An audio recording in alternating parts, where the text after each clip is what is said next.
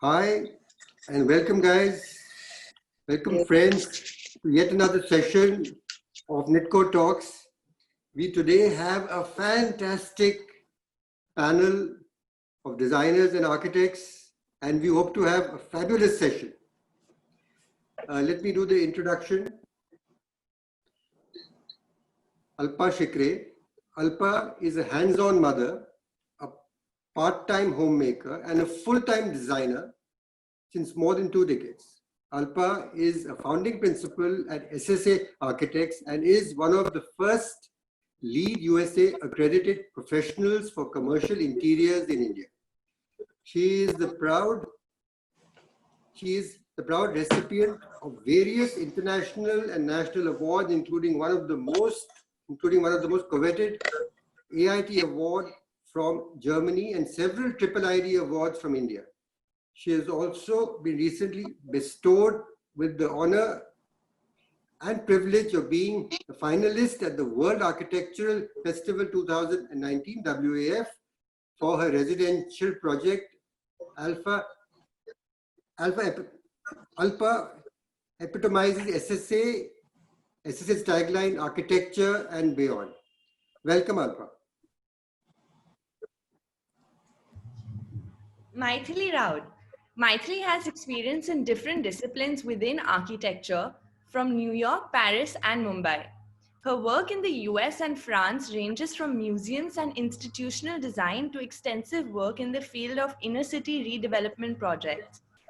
In collaboration with RPBW, Maithili has also been involved with campus master planning of major Ivy League colleges like Princeton. This experience has been a major influence in her approach to design thinking. Now, a partner at Red in Mumbai, she has switched gears to architecture, interior design, and product design since 2008. Welcome, Maithili. Penny Ganatra. For Feni, a good product is not just about who buys it or aspires to buy it. It's about the instinctive joy both the user and designer derive from it. Feni traveled the globe with her debut product, Bounce, forming the studio's international network with exhibitions in 12 countries, resellers in 20 countries, press features in 30 countries, and a Red Dot Award. She recently also joined hands with Clancy Global for manufacturing like delivery of built environment projects while maximizing design intent with delivery, time, and quality. Welcome, Feni. Thank you. Rajiv Trehan. A graduate of Mumbai's JJ School of Architecture, Rajiv joined architect Hafiz Contractors Practice in 1990. His major projects include DLF5, its master planning and design of various buildings of around 25 million square feet. He also worked on the design of corporate office buildings for Bayer, Nestle, Procter & Gamble, Ericsson, GE, and American Express. His other major master planning project includes the DLF Cyber City and its buildings of around 23 million square feet. His portfolio also includes the iconic international project 23 Marina in Dubai, which is presently the second tallest residential tower in the world. Welcome, Rajiv. Hi everybody. Rajiv, you built a lot of iconic stuff for DLF in Gurgaon and quite amazing stuff. What does iconic mean to you? Iconic means something which which symbolizes a place which people remember, which is not the mundane, which is not the usual thing that people see everywhere. So that's what iconic is. But iconic can be in many places. Like it can be with a personality, it can be with painting, it can be with art, it can be with architecture. Now, we talk about the built form, which is what art and architecture together become iconic. Art is, something which you can do iconic built things, which are like gateways, or which are like, like that art installation, which is the Cloud Park by Anish Kapoor in Chicago. That's iconic. But when you talk about iconic architecture, then you become a little more responsible, because that piece of icon also has to perform. So that is what iconic in architecture is. It is a piece of art which has to perform the function that it is built. I know we've seen a lot of your work, and it really is fantastic. Thank you. Would anybody else like to go next? Alpa? What do So you yeah, feel? to me, iconic is something that is first and foremost very visually appealing, but not only visually appealing. Like Rajiv said, it has to be functional. It has to fit in its surrounding, of course, because in a lot of times on the pretext of iconic, a lot of things have been generated which are sore to the eye. And it has to emotionally connect. It has to symbolize. It has to be revolutionary of its time, probably. A lot of time, iconic is related to the personality. If that person has created something iconic, it is taken as iconic. So there are a lot of aspects. So even if I'm building something for a client and which is his dream, I think that's iconic for the client. So it is relative in some terms. And yes, all these together or 2 or 3 factors together make something iconic. That is my take on iconic. I've been to Kohinoor Square. It's come out superbly. That is truly iconic. Truly iconic. Really, I don't know whether you guys have been. You have to go and see their work. It's really everybody is welcome, and I can take you personally there. Well, at this time, we are all happy to go anywhere you take us. I'm sure. I agree with Penny. We'll party at Kohinoor Square. We are happy. Well, just for the information that we have a coffee shop in Worli, and because it's our coffee shop, it's open. It's an open air place, and all friends are invited. Wow, great. You'll see me there very soon then. It's the only place. This is the iconic moment in this. This is the iconic one, yes. No, iconicity is like a place which is an energy generator or a spark plug in an area. It can rejuvenate the city, or in terms of security, revenue generation, and even simple things like instilling pride in the dweller, in the resident of the city. But these iconic structures, in my opinion, cannot function in singularity. You know, they cannot stand on their own. Like everybody has been saying, they have to connect and integrate with the neighborhood or with the city. Yeah. I mean, if you look at Mona Lisa, that's an iconic masterpiece. That's a one-way dialogue. She talks, you listen. But when you're walking through the Louvre, that's a two-way dialogue. How you experience the space and what you give back, what it gives to you. I think that's what I would be most concerned with about iconic structures in the built environment, which are different from other types of iconic things. So I have to say that Maithili is designing the bakery for Sanjana, my daughter, and it's going to be an iconic place. The food is already iconic. I hope I can live up to the vision. Thanks for helping me do that. So is it available in your cafe, that iconic food? We would really like to taste it. It is. So, you know, iconicity in built environment is unique. I think it's non-replicable. You need skilled labors and big budgets. Definitely, it's a crowd puller. For example, I mean, we're all aware of Taj Mahal, Eiffel Tower, so on. Whereas on the other hand, if I look at iconic products, they're trendsetters, they're mass products, they're mass producible and sold in volumes across the globe. The best example that I can think of is iPhone, you know. So I look at it, you know, iconicity in products is different, and in built environment is different. True. Very true. Penny, we used your chair at Ellipsis forever. You know, she gave us a fancy bounce chair and we had it lying there forever. Well, my debut, oh, so this is so my debut of Bounce Chair in Mumbai was amazing with this amazing restaurant. What lovely food. And I'm also doing my debut webinar with you. Look at this.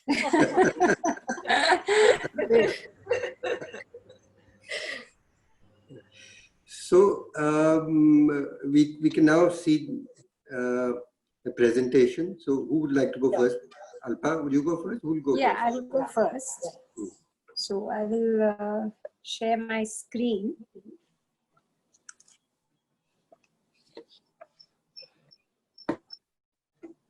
Yeah, so can you see my screen? Yes. Yeah. So I'm going to show this memorial that we were lucky to be part of. And while thinking of what I would want to show, though we have a lot of tall buildings in our portfolio, I felt this in my heart is most iconic because it is associated with the icon of freedom struggle. That is Mahatma Gandhi. So I thought this is the best project I can show. So in his word, in a gentle way, you can shake the world. And he was absolutely, with his satyagraha movements, his silent satyagraha movements, shook the globe. So this memorial is a Gandhi memorial, which is to commemorate the very important historical event of the salt satyagraha. And it is not only, the salt satyagraha was taken up, as we know historically, because of the taxes that were laid upon the common person for the salt. And it was not only for that, but also to reignite the freedom struggle, because at that point it was kind of, the momentum was slow. So Gandhiji said that I will do a march on foot from Sabarmati to Dandi as a protest, and plus to reignite that feeling for the freedom. So this is a graphical presentation. It was a 241-mile journey, which took 24 days and to go. There were 24 halts on the way. It started at the ashram and ended at Dandi. And the high-level Gandhi Memorial Committee, they identified a plot which was directly opposite Saifi Villa, which is also a very historical place.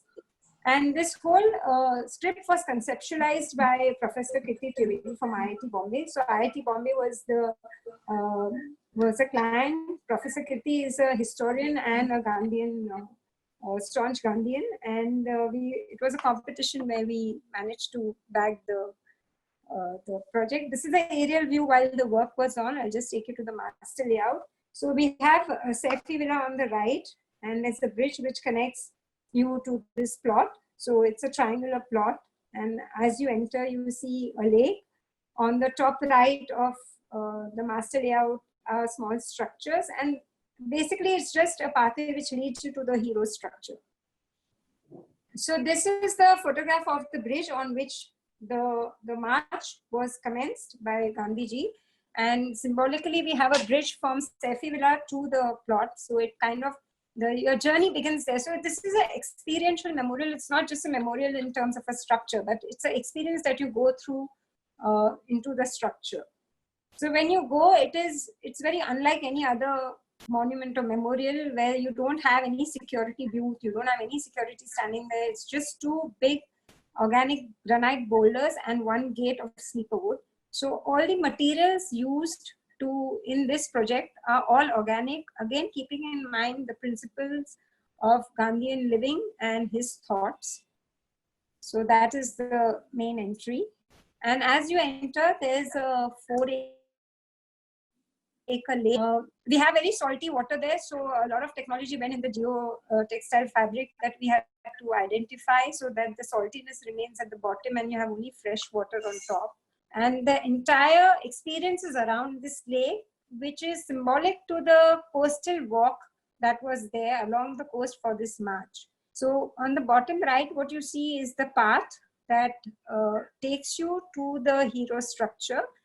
And along the way, it has 24 monoliths of granite. And these monoliths are carved in with bronze sculptures, which were they were done by global artists. And they kind of tell you the story of the 24 stops that he had, what he did, how he ignited the feeling of freedom again. Yes, so that's a view through the pathway. And at the end of it, there are 80 life-size structures, statues, which were again curated by various artists. And these are the 80 marchers, which were his fellow marchers right from Sabarmati till Dandi. So this is this thing to them, that you have to walk through these marchers, and then you reach the main A frame. So this is the main frame. It's a A frame. It is like a namaste. In Indian culture, namaste is welcoming. So there are two large stainless steel frames, which are 120 feet tall. And on top of that, what you see as a cube is a glass cube. It's actually a rhombus, and it symbolizes the salt crystal. So that is the main symbol of this entire journey. And in the night, it's like a beacon. It gets lit, and from anywhere around close by, you can see this beacon of light. So these are various photographs of that hero frame. At the bottom of it, it is a 5-meter tall statue of Gandhiji, which is very dynamic and mobile. It was sculpted by the famous sculptor Sadashiv Sate. And after you visit that, you go back through this solar forest. It has 41 solar trees. So while designing this whole thing, it was conceptualized that since it's organic and it is dedicated to Mahatma Gandhi, it should be very minimal in its consumption or in its construction. And these solar trees generate the electricity. So the entire memorial is run on the electricity generated by them. And it's not just a net zero, but it is a net positive project. So it produces much more electricity than what is required, and it's given back to the grid. And this is a lovely view of the reflection in the lake. So you walk along the lake the entire time. Yeah, so this is some figures. And then you come to these small structures, which are very simplistic in nature. They have a community hall, AV room, they have a gallery. And the first thing that you come is to this place, which is a solar salt making pans. And you make your own, when you come there, you make your own piece of salt. And you take that as a souvenir with you when you leave. And this picture shows during the inauguration, Narendra Modi making a piece of salt for himself. The architecture is very simplistic in its form. It follows the lines of Sabarmati with open courtyards. And there's a gallery, again, very simple materials are used, which, can you hear me? Your voice was breaking in between. Okay, so can you hear me now? Yeah. So this gallery again just like the entire experience of the march. This is during the inauguration, some photographs. And the main part, we wanted to make it experiential. And in the book that is kept for visitors, people have said, yes, we actually experience the march while marching through those 80 life-size sculptures. They feel that they are part of that group. And it's very important in a way for the millennium generation, because they kind of have lost connect with the freedom fight. Till our generation, yes, we are quite aware, though it's in the history books, but the next generation needs to understand and to experience this. So basically, this memorial kind of fulfills that. Some photographs at night. It's a night memorial, actually. It should be visited after sundown. And a big team was involved. There were a lot of people involved. These are some of the teams that were involved in creating this memorial. And I'll just take you to a film which recaptures what I have said.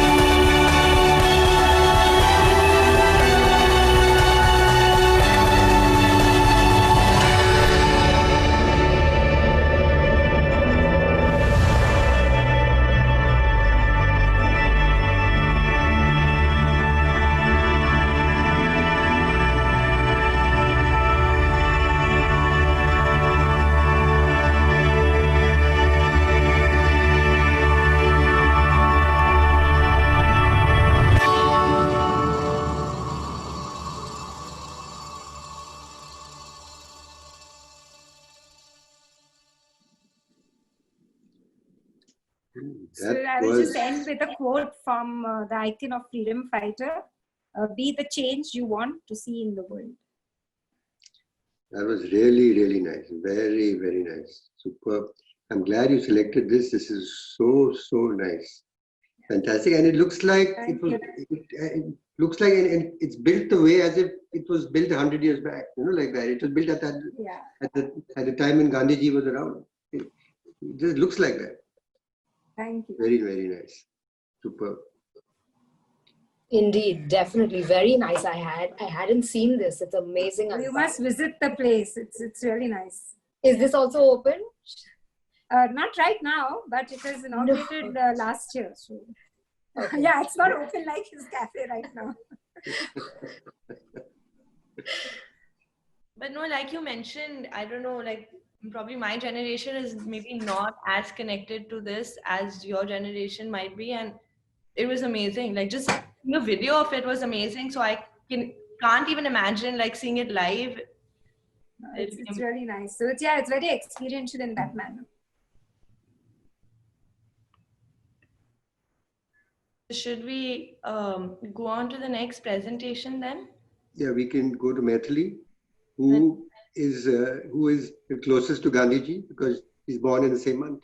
Only a few days apart. Good memory, Vivek. I'm really impressed by you and your eye for detail.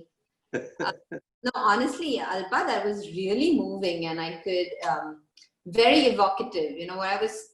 That's exactly what I was trying to say in words, but you've put into the project that the user should have a dialogue, whether it's with the context, whether the context is spirituality or like the memorial felt really spiritual to me, and the user could connect with the intent of the memorial. It could totally connect with the march right there, whether you were born at the time, 20 years later, 50 years later, and hopefully for many, many decades to come.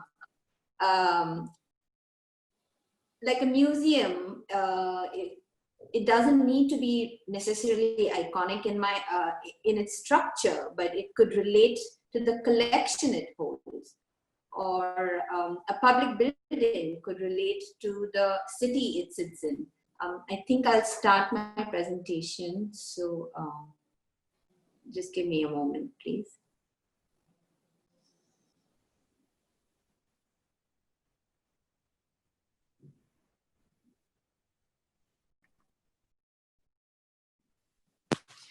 Can you see the presentation? Yeah. So speaking about iconicity in the built environment, and majorly in an urban situation, not like a tabula rasa case as we saw. Here are some cities and, is it not moving? Sorry.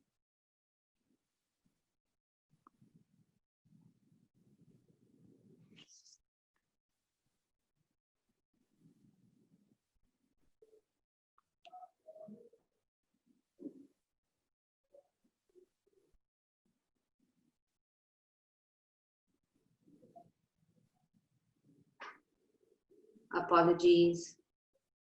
No, don't worry about it. Okay, I think we have it. Here are some of the cities and their iconic monuments that have come to represent them.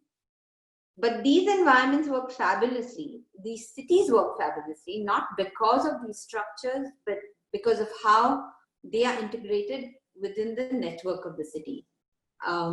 What is iconic? It is something that remains in your memory and makes the experience really special. Sorry. Nice.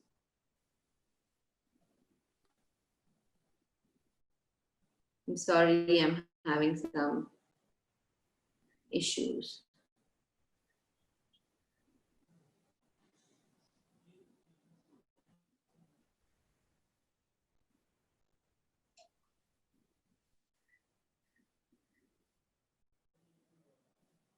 Okay. Here is a typical map that you may see. iconic places in Mumbai. But here is a map of a neighborhood, a quaint neighborhood in Paris called Le Marais. Traditionally, this was a Jewish ghetto, but now it's a trending, thriving, touristy neighborhood. This is a map different from the other maps because this is a map of smells. The smells you experience as you walk through the neighborhood. Here, not the structure, but the smell and ergo the association of a trip that you may have had through it is what is iconic. So it doesn't, in my opinion, it doesn't necessarily have to be a big imposing structure, but it's the experience it gives to the user that makes a place iconic. This is a project I did at Columbia University, based in Belgrade, Yugoslavia. We went there in 2000, it was still Yugoslavia then. We went there in 2001. That's when I was doing my master's in urban design and architecture. And what we found that the city was extremely fragmented. It was nice in parts, but chaotic overall. So we formed groups, and I was working together with a girl from Argentina and a girl from Israel who brought different perspectives to the project. And we aimed to establish a new urban goal and solutions to integrate the city. There were lots of analysis done, identifying nodes, patterns, problems. That I think led us to identifying 3 key localities. One was the neglected waterfront in Old Belgrade. One was the New Belgrade block, the classic sort of Soviet block developed in the 70s.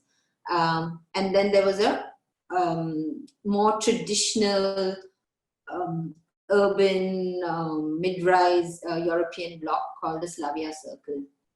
And the idea was that we develop 3 iconic energy generators in all these spots, and as a ripple effect, all the connecting areas would also get uplifted in the city.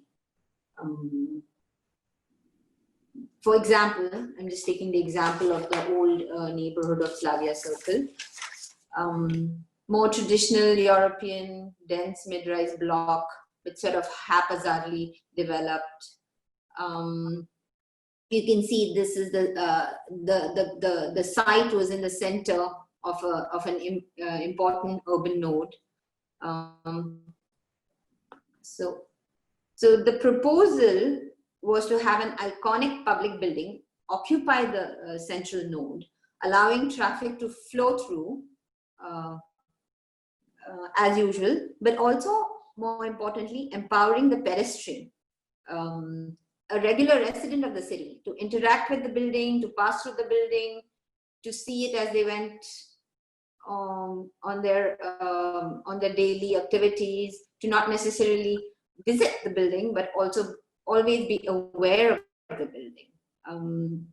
The idea was not to design the building itself, but the parameters based on, that's what a lot of urban design projects are, where you work in a neighborhood, you develop the parameters, which then is taken up by an architect to develop an iconic structure. So we were trying to develop a set of parameters which would then guide the designer to develop the iconic building. The scales along the pedestrian path would be smaller, but along if there was as you step back, it would be more imposing, which would offer a vista, say, so to speak, to the user of a car, or to someone who's driving by, or someone who is an identifying feature in the city, so to speak. And coming to the waterfront, this was the second site which we had identified. The idea was to develop an iconic structure or an activity-filled energy generator along the waterfront right here, and effects of that structure would then permeate through the neighborhood, all the way up to the dense residential block.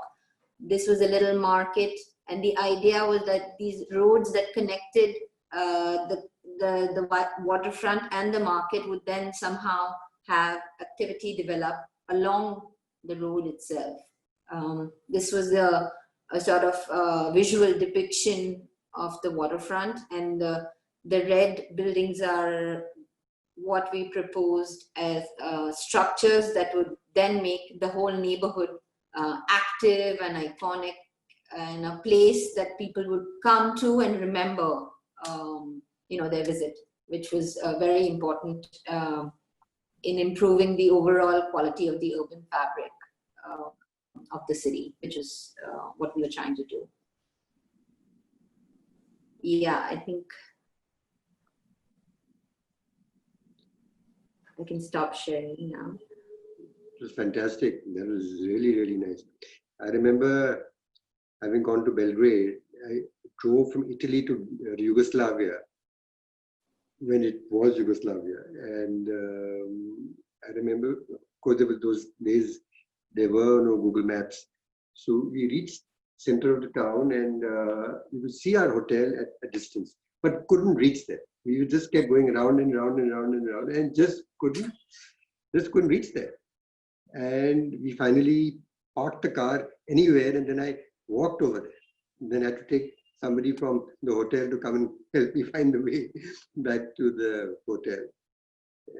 Yeah, for sure. It was quite chaotic, and there's no urban markers, which is very important. Like, these iconic building becomes an urban marker for someone to orient themselves. And I think that whole place was chaotic. Definitely, in urban spaces, iconic structures like, again, a beacon where you have to go towards. Otherwise, there's just a lot of chaos in that place, and you don't know where you're going. So that's very nice. And we tried to, and we had a meeting there, so I thought I would give them a call. I mean, there were no mobile phones that time, so I was giving them a call from the hotel. They would not answer. And we reached there in the afternoon, and they would not answer. I mean, it was afternoon, maybe 2:30, 3:30. I kept trying. I said, what's happened? How will I go there? I mean, I've driven hours and hours to come for a meeting, and there's no answer. And there was no answer. All day I kept trying. I said, my God. The next day, I tried in the morning, and they picked up. And I said, what's happened? You people were not answering yesterday. They said, we work here from 7 a.m. to 2 p.m. After 2 p.m., it's closed.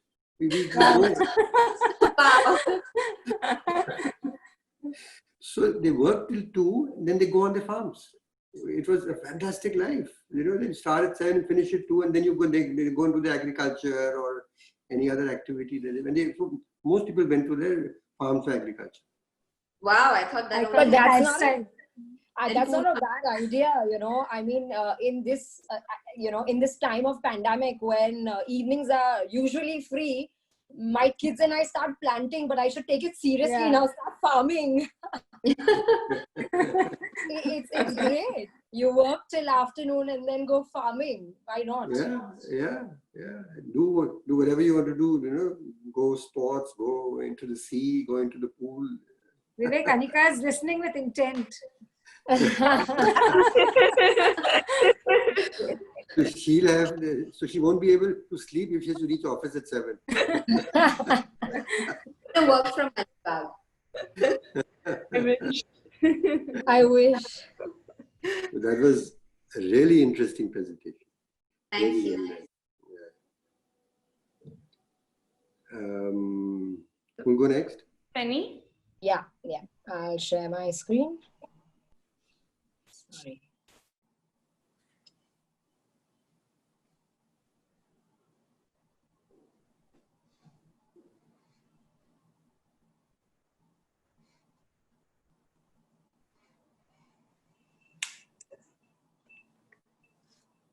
Can everybody see my screen? Yeah. Yes.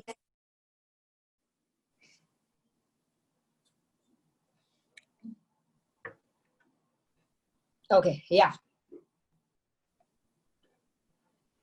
So like I said earlier, iconicity for me in terms of products is trendsetter, something that can be mass producible and can be sold across the globe. So I take this thought forward, and as a product designer, we are trained to study everything with a 360-degree view. Iconicity is represented by the diversity across products, buildings, infrastructure, and technology for me. So this is the first product that I started off my career with.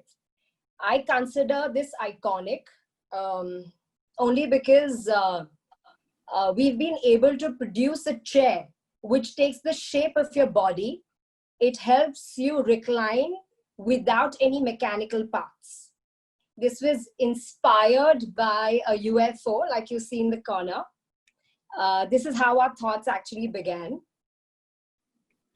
We went forward producing the product. It's for both outdoors and indoors. The body was made in polycarbonate, and the top, which is the heart of the product, is made in silicone. So when you sit on it, it takes the shape of your body. And when you try nudging out or bouncing out, it helps you out, unlike probably the other chairs that make you sink in. So this is the beauty of bouncing in and bouncing out. It has been tested dynamically. We've simulated the product before we actually went ahead producing this. We prepared structures. There were compositions designed and made for silicone so that it does not break in spite of taking 150 kilos. There were different colors which are available for the same. And the journey is definitely integral to evolving. We've had all kinds of people, right from kids to elderly people, sitting on it, using both outdoors and indoors, making this product weatherproof. We are, it's a whole process. When you produce something, there are QCs happening, and we're very lucky to have this sold across the globe successfully.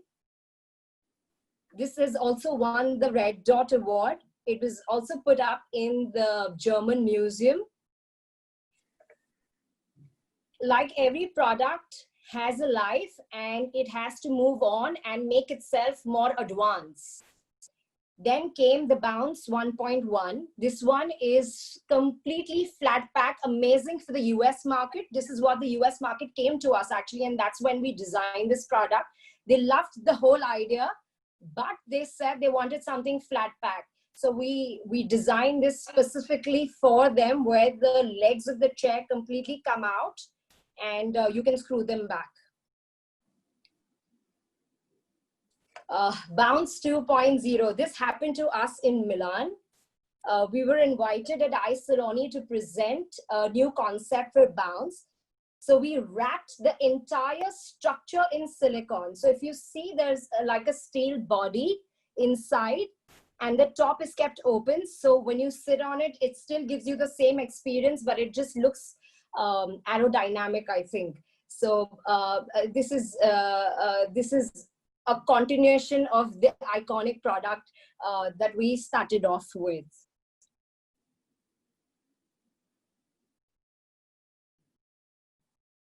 We also got chance to design dustbins, not where, they're 2-layered dustbins. We commissioned design these for a brand in Asia.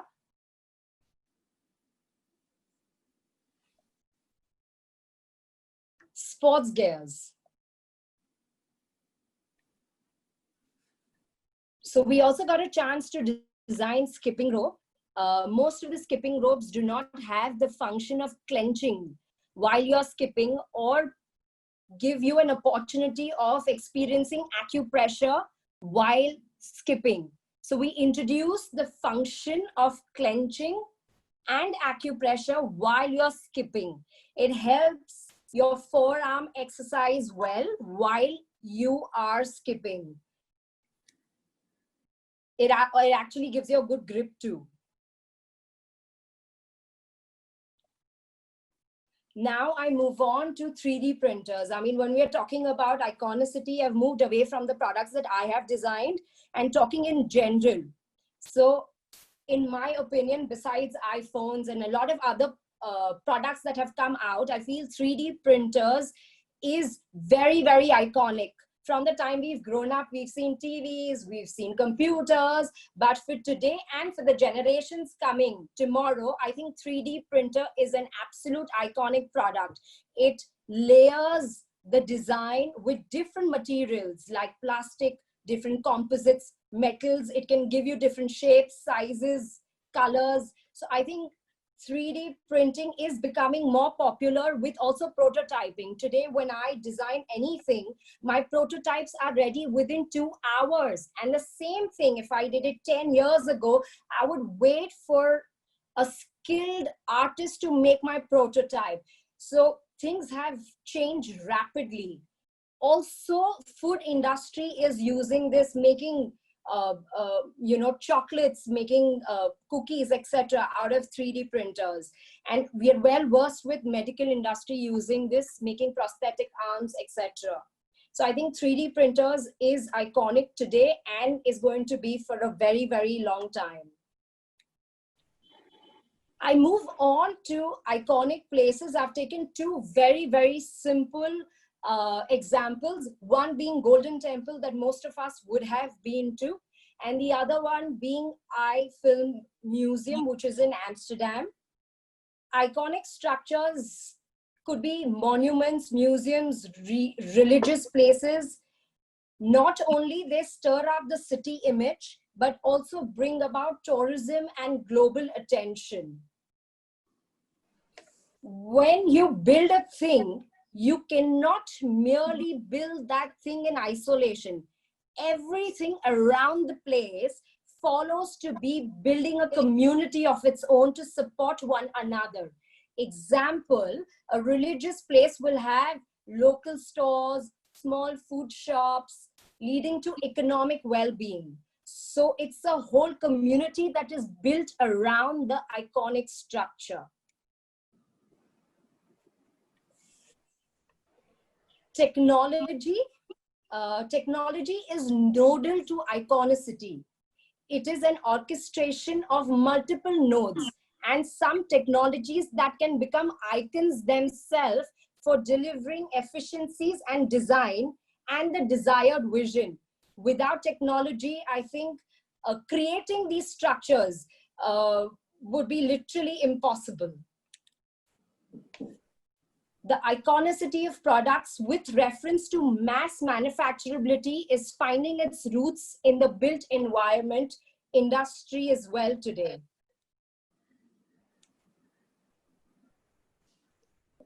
We'll try and...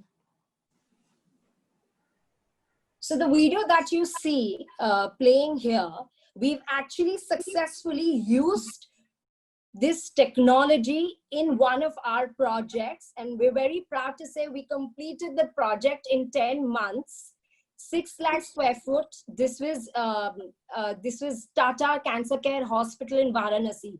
Remote intelligence is integral to deliver diversity in design, even though the approach is of manufacturability for built environment. And especially today in times of COVID, where labor and people's presence is a problem, technology can still solve it and make sure manufacturability can be taken care of or can be eased out. So I feel technology is iconic in itself. So as a product designer, cross-industry pollination has written many growth stories for industrialization. Product designing and engineering will pollinate with the built environment to enable delivery for the times that we are living in. Thank you, everyone, for hearing me out and my thoughts. Penny. Okay, I'm gonna. Thank you, Penny. That was amazing. I remember the chair. Sat on it many, many times. The very first chair. Thank you. So, Thank so you. Penny, it was beautiful design, the chair. You could see the joy on everyone's face when they were using it. And Yes. even Law Corbusier said chair is the most difficult product to design. And then he designed two chairs. The one is a Grand Comfort and the Casa Pony, which he designed. And to Correct. do a successful chair, I think hats off. Beautiful. Thank you so much. Coming from you means a lot. It's very sculptural also. So I'm going to be your customer soon. Oh, wow. I'm happy. No, no, everyone on this panel needs one. Thank you. Thank you. So this is actually my debut product. So when you come out of school, you want to do something, very, very alien-like, let me call it. And that's how we started off. But obviously we've grown using technologies now, making better products within the budget cost. There's so much that we've learned through the whole journey. And being a product designer, I love it because every time we're designing new products, there are new challenges that are coming in. We're getting introduced to new materials. And now with technology, is so much happening. I think it's just fun every day. It's just fun designing. When you love what you do, it's just fun every day, like you said. Yeah. Great. So now we'll go with Rajiv. Okay, so I think we've seen a lot of iconic stuff already, and a nice presentation from Alpa, Maithili, and Penny, and the chair design, and the town square, and the memorial. So, like the panelists already said, iconicity is different to different people in different contexts. So, we saw an iconic memorial, iconic plaza, iconic furniture. My presentation is slightly different in the sense that it's about iconic architecture itself and how that iconic architecture has to perform the function. And if it's not a public building or sponsored by the government, then it needs to be commercially successful for the developer, because if the budgets are high, the client is really the guy who drives it and who lets you do what you do. So I'll go over to my presentation. Just give me a minute.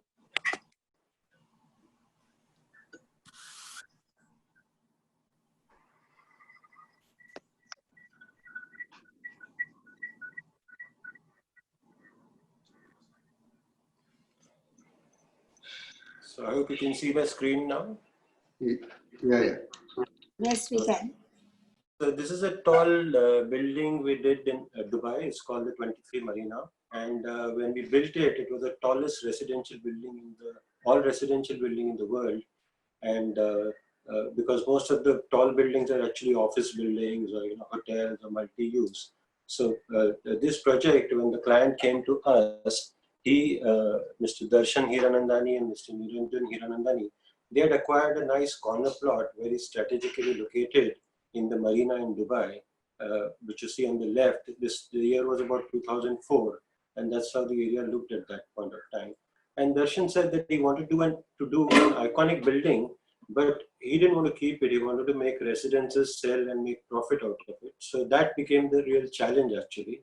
And we went about it, and we came up with a building which was the tallest residential when it was built. Then a couple of years down the line became number 2nd, and now it's number 3rd. So the image on the right is when the project was built out.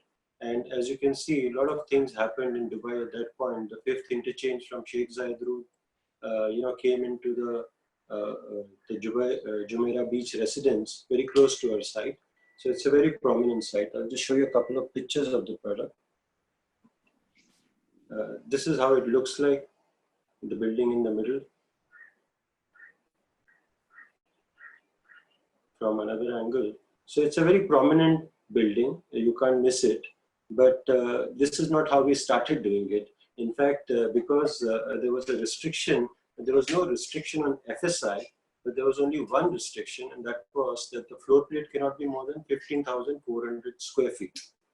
And that meant that we had to do a tube. And we engaged a structural consultant called Joe Colasso, who was a great guy and had many great ideas. And initially, he told us that wind will be a more deciding factor than anything else. So we started with an elliptical building, and initially we did some sketches with Afiz, and we developed the plan in an ellipse. But we realized that for a residential building, you need to be very, very economical, and we found that a lot of areas which were being built were actually not that great for a residence. So then we tried to test out things, like we made a tube, we made a circle, again we had same kind of things. We went back to the square, and this is where we found that the wind loads were really, really challenging. So how to then do something which can accommodate apartments that the client wanted and yet be iconic and yet we could go tall.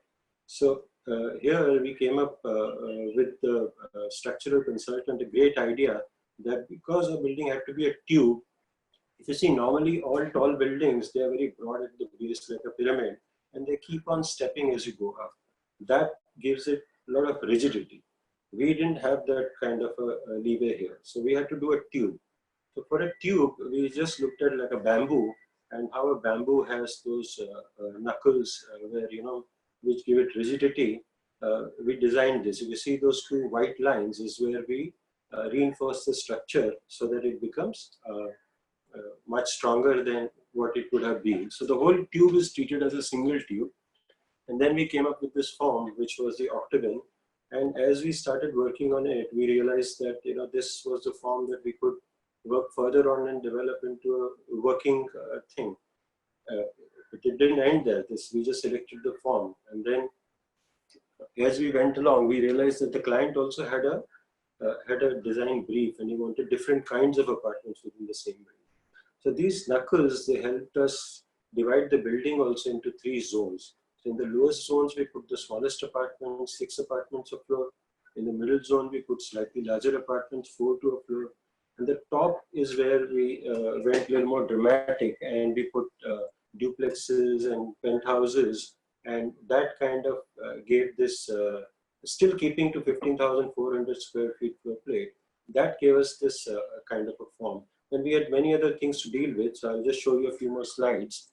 I want to be as quick as possible. So this is the plan at the lower level where we had, if you see when we started with this, the MEP consultant, because the backbone of a tall building is structure and also the MEP. When we started the MEP team, they wanted something like virtually 40% of the floor area. So when we were working together in a workshop, I said, if we're going to have the entire floor plate for MEP, then why are we building this tower? And then we went into each and every thing, and we tried to make it very, very economical. We had a lift consultant from the US called Jim Fortune. We did a lift study. We divided the building into zones. We divided the parking into a different zone. We had a club and the pool on the podium. We had a different lift system for them, different lift system for the apartments and for the penthouses. And that's how we made the core and the building absolutely efficient. And even though the form was octagon, we kept all the rooms virtually rectilinear except for the living spaces or the toilet or those kind of spaces which are large and can absorb this kind of a shape. So the next floor we did little larger apartments, 4 to a floor. Again, if you see, in spite of whatever we have with the form and shape, we got pretty reasonable houses. So I'm just saying here, when you have an iconic building and when it has to be done commercially, you have to work probably a little more harder, because it's not just a form. I mean, form, you can draw a form and it can be there, but to make it being built is where all the challenges start coming up. So this was actually the thing, the duplex, where we gave those pointed decks to every duplex guy. And they are fantastic. When you step out there, the view is great. You feel completely as if you're in the sky, but protected. So it's a great feeling to be on these decks. And these guys, we gave them individual lifts, so our lift stops reduced on the upper floors. We had only lifts stopping at the lower level of the duplex. This was the upper level plan of the duplex.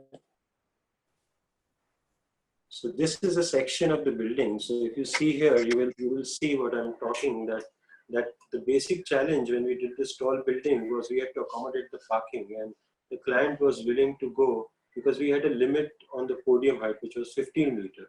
If we had to go tall, have more units, we had to go down.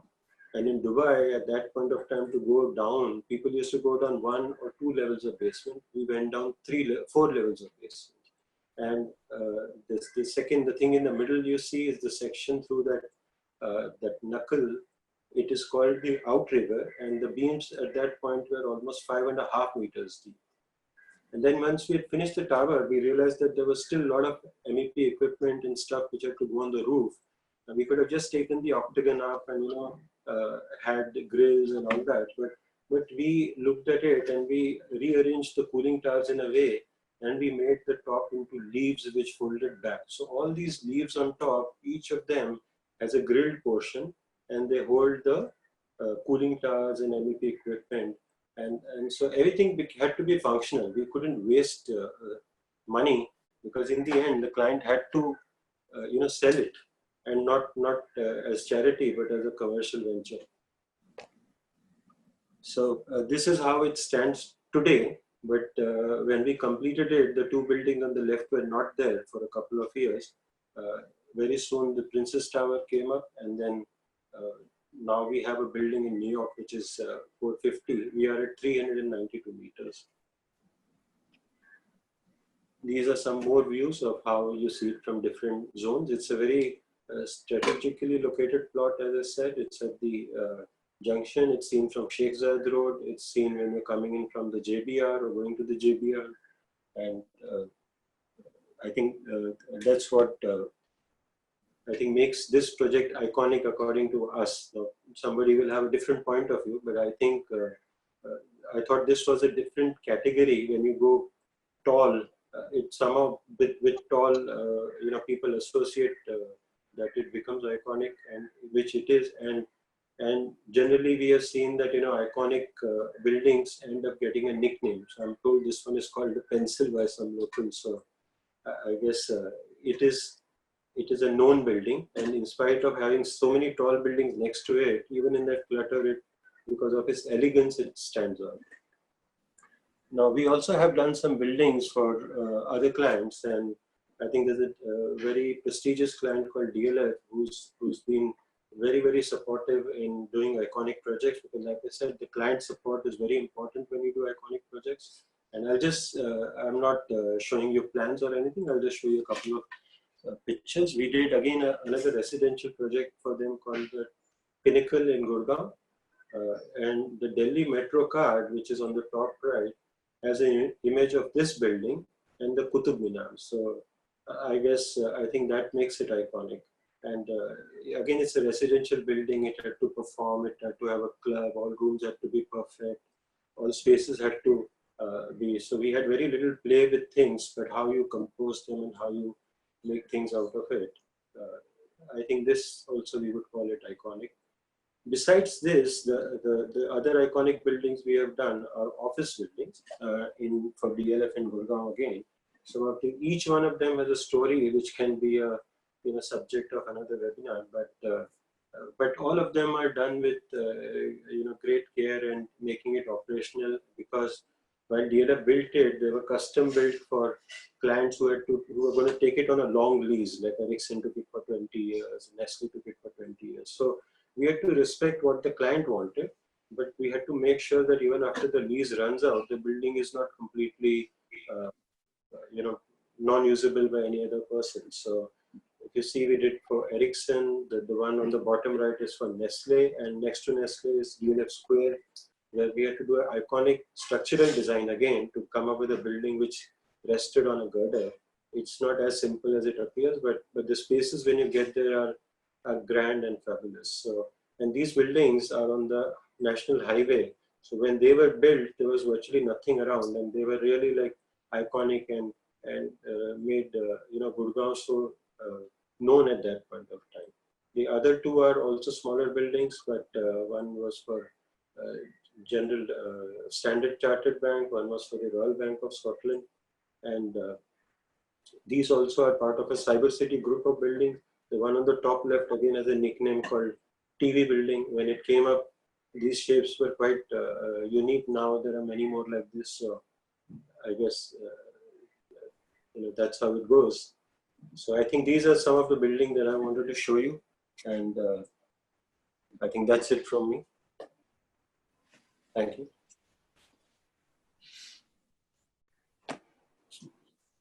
Superb, Rajiv. Really, really nice. Very, very nice. How tall that is? 400 meters, including Including the spire. Yeah, 392 meters till the top of the feature. so that makes how many usable stories? We had about 90 usable floors. Awesome, awesome, Rajiv. I think tall buildings are vertical cities, what we call. So it's very important. The roads, the core of it is always very important of how you go up and down. And what I like is that the interior spaces are usable. Otherwise, most of the structures, once they get into the iconic city, they lose their form inside, and it's a nightmare to really work with the interior spaces. So I actually went to hats off to that thought. Yeah, I've actually been to an iconic building. I don't want to name it, but and I went into the apartments, and there was a column in the middle of the living room, and the TV was facing away from the sofa. The sofa was sitting like that. So I felt, I mean, what is the sense of being iconic if you cannot use the building? There the client had a lot of money. He just wanted to make a name that it wasn't a commercially viable building. It was built for the, for the prestige. Rajiv, would this building have been designed from inside out or outside? Because it's very cleverly done. So just a question, did you all do the plan management first? No. Like I said, I just showed you, both go hand in hand actually. The plot was too small, and what we were building, we actually consumed an FSI of 36.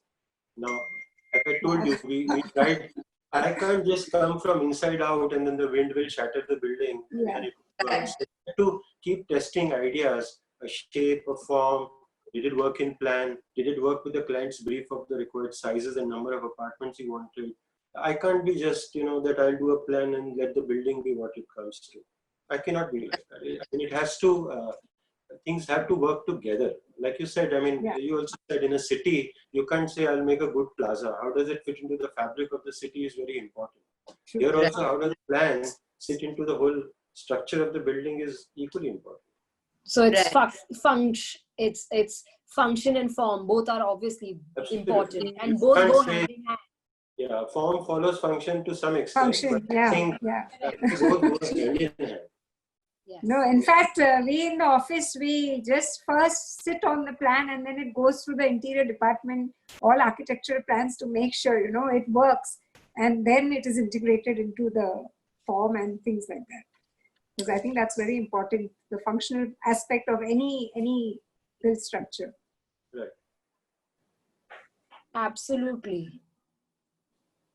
No, also collaboration. Like I'm sure you had to collaborate with many different sort of factions of people, and starting with the office itself. Like I know that even in ours, we have 4 partners and so many other people in the firm. So we are always collaborating, and wherever you get stuck, that's very helpful, especially in a big project like this. Working in a team, I think, is the key to success. Yeah. Absolutely. Like I said, the structural consultant, without him, I don't think the building could have been possible at all. Other things could have, still, somebody could have filled in for somebody, but the concept of having those outriggers and creating that kind of a strong tube which could take everything, I think that was very important. I mean, this is where iconic technology comes in, right? I guess, yeah. I think because I'm sure we can design crazy things on paper, but then to get it realistically out there, we need iconic technologies. And like you said, I mean, structure is the core of it. But here I think it was iconic thinking. more than iconic Yes. technology. Yes. We Yes. started this way back in 2004 or 5. So technology wasn't where it is today, but it was Right. there, of course, it was there. But I think iconic thinking is another type of iconic stuff, probably. So we had a great team and we had great fun, and the client supported us throughout the project. And the other office buildings also, I showed you, the client support has been immense, because you can do a government building or a public building where you just make an exhibition structure which is used only twice a year or thrice a year, and it can have any form. That's different. But here it's a daily use. These buildings are being used every day efficiently. So we have to be we have to look at many things, and then we come to that. So, but I guess, everything, all kind of iconic things are important, because that's what makes the, like I said, the humans, they always want to look at something that inspires them. Somehow tall buildings always inspire. Like the Eiffel Tower, made in 1887, 89, for that, just as a gateway to a fair, 120, 30 years down the line, is still iconic. So what becomes iconic is, the scale and grandeur. Now they're putting it to use. It was not meant to be used. Now they have a restaurant, they have an observatory. So iconic is very important. I think the human mind needs iconic things to, be fertile and to survive. Yeah, larger than life. It has to be something Absolutely. inspiring and larger than life. Very true. Absolutely. Each city gets kind of known by a particular iconic structure. Each city is like that. Absolutely. I think Fanny, you were on mute. You were saying something. I was saying definitely we need that, because it pulls tourism, hence growth in economic and True. so on. So it is important to have iconic built environment. And also, Rajiv, engineering, like you're talking about Eiffel Tower, the structure being strong, engineering is the key. Again, I feel one can always draw it on paper, have an iconic thinking, but getting the iconicity to reality, it's about working with the engineers to having it build up. So No, especially in tall buildings, the services, Yes, the it's engineering, very- like the wind load, all these factors come into and play. I can only I'm only new to engineering, but I can only say this now because for the last 2 years I've been working with Clancy Global's team, trying to make manufacturing in built environment like products, how we can have it done more product style, mass manufacture, even iconic structures for that matter. Probably that will be the future. So True. I think design and engineering both go hand in hand to make anything iconic. The elevator planning, I mean, it would be quite interesting. It would be quite interesting to know what kind of elevator planning was done. I mean, to reach 100th floor, how long would the people wait? Right. Here the residential thing helped, and like I said, we did the duplex. We didn't make the lift stop on the alternate floors, and all the parking, which is 5 and 4, 9 levels of parking, have a different lift system, which is a shuttle lift system, which discharges on the ground floor. People used to come and take the lifts to the tower there. We had a clubhouse which was on the podium top of the pool. We gave separate scenic lifts from the entrance hall all the way up there. So these kind of, and within the duplex we had independent elevators. So these things, and then we had a set of elevators which stopped just below the duplex. They were a little lower speed. The ones which had to go all the way up, they were 8 meters per second. So those lifts, you just stand there, and the first stop is the duplex. So that's how the lift starts. A person called Jim Fortune, he was a great guy also, very helpful, and that's how we devised the lift strategy for this building. Otherwise, if you do it normally in an office building, the floor plate is so small, you'll end up with only lifts, and maybe you come out to a room and get back to the lift. So, Yeah, I think vertical transmission technology is one of the most advanced and very important in these tall buildings, because that's what we learned in Kohinoor Square also, where we had the compass system, so it tells you exactly which lift, and then you go there within 30 seconds. Because if we calculate the time taken for each employee to come and the time loss, that's a big factor in these tall buildings. So yeah, it's a very intricate technology and science, and very important for these tall buildings. I think we have time for one question. We're past the time in as we generally have. So Anika, would you like to ask? Okay, so the question is from Kunal Shah. This question is directed towards architect Rajiv Trehan. When it comes to designing iconic buildings, you are one of the best designers I have known. I have two questions. First, I want to know the challenges you have encountered from the execution point of a high-rise project that needs to be addressed in India, whether be it a project management, digitization in construction management, or accountability of all stakeholders or consultants. And second, what are the challenges in natural stone as a cladding material to replace the much used glass in terms of facade material of a high-rise structure? Okay, I think good questions. Now, the first one, I think we already in a way debated because, like I said, it's a team effort.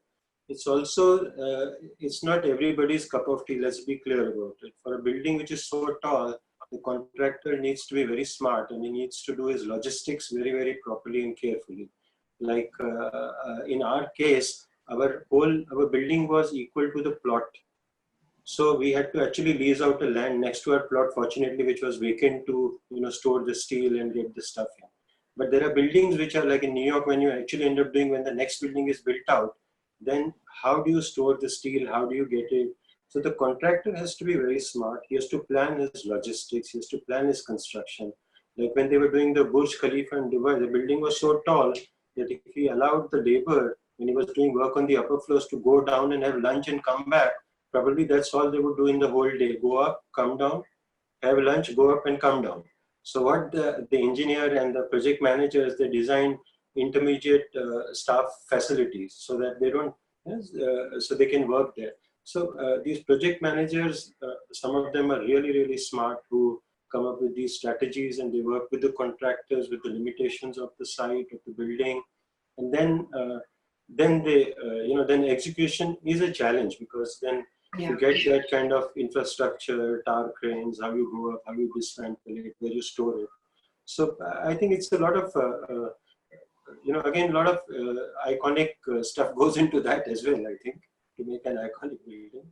And the second question is about stone. See, stone also can be, but stone is a very hard and rigid material. Now, when you do tall buildings, there is, whatever you do, there is still a lot of sway and movement at the top, which needs to be designed for. So glass, when you do in panels, you can leave that play between the panels to do it. You can do it with stone also, but why would you do a solid face that high and clad it with stone? So granite is normally, we do it where people can see. If I put stone on the 100th floor, you wouldn't even know it's put there. So why would I waste money, go through all this trouble, put a heavy thing there? I would rather, in the days when glass was not available in these kind of sizes and these kind of things, those days people used to do actual thick stone cladding. But today there is a lot of technology, and there is a lot of things you can actually see on the computer, how much the building is moved, what is the allowance it needs to have for that kind of movement. So glass also gives you a lot of, when people go tall, one of the things they're going tall is because they want a great view. If I have stone on the outside, I've destroyed that reason. So that's why we try to put the cores inside and a lot of glass on the outside, so you get uninterrupted views. So I think these are the two questions. I think these are the answers I can think of. I think I would like to add to the glass factor. There are a lot of misconceptions that the way the glass is used, it's not meant to be used in our kind of environment. But I think for tall buildings, glass is the call of the day also, because it can be factory made, and the units, the factory made units are come and it is fitted, because otherwise for a tall building to take all hard civil materials and to finish, it's a nightmare. For such a tall structure, it's just not possible.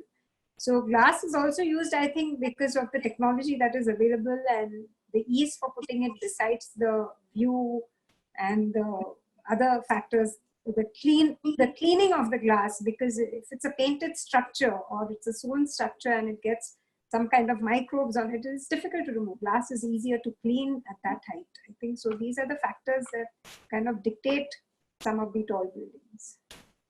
I agree, Alpa. Modularization, right? So glass is absolutely easy to install, and modularity is the way to go. And I agree with Rajiv as well.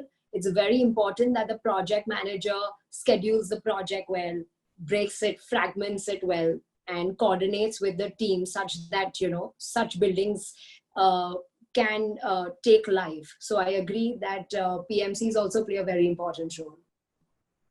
Not as a person which is important. Like I'm told in the Burj Khalifa, Samsung had a person who was so smart that he thought through one thing. Not all of them can be that great, but No, the absolutely. person who's managing that project, he needs to be iconic. Yes.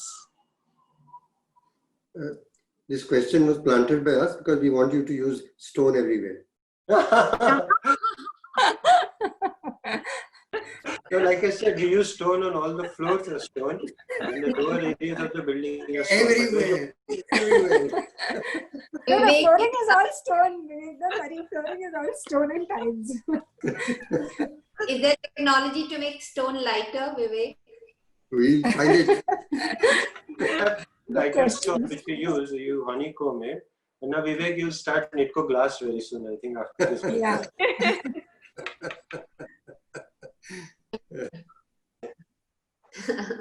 Great. Maithili, would you like to add something to the last question? No, I'm just amazed at, I was wondering before this panel how all of us are going to present this one topic, but I'm just I've been amazed at what everyone is bringing to the table, and it's so varied but it's all been very interesting to me, and it's a learning to understand someone else's point of view, I think, and to understand the bigger picture, you need to plug in all these different points of view and then have like a coherent whole. So I really enjoyed myself. Thank you for inviting me to this panel. Yeah, I think all of these Nitco talks have been eye-openers. I've been enjoying each one of them. And there's really a lot of takeaway from all the discussions that are there over the past 5 months that it has been happening. So damn good job, Anika, and thank you, Vivek, for having us. We ourselves have really been enjoying it. It's a huge learning for us. It's an eye-opener to see what amazing stuff designers and architects are doing, and we've really enjoyed it. I really enjoy interacting, and we made such good friends. And as usual, you know, as soon as the lockdown is over, there is an invite for everybody to come over home, and we carry on this iconic discussion further.